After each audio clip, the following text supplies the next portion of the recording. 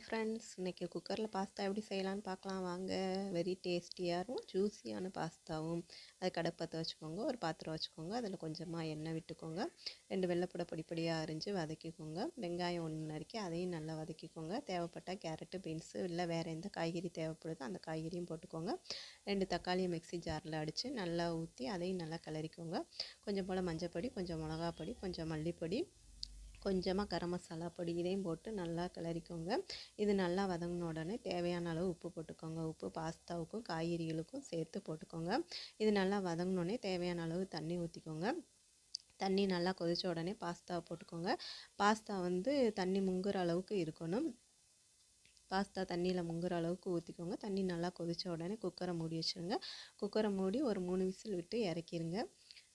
இப்போ பாருங்கள் friends, very டேஸ்டியான ஜூஸியான பாஸ்தா ரெடி. இதில் காய்கறிகளும் சேர்த்துக்கிறதுனால குழந்தைகளுக்கு தாராளமாகவே கொடுக்கலாம். வாங்க ஃப்ரெண்ட்ஸ், நீங்களும் செஞ்சு பாருங்கள். இது எப்படி இருக்குதுன்னு கமெண்ட் பண்ணுங்கள், லைக் பண்ணுங்கள், அப்படியே சேனலை சப்ஸ்கிரைப்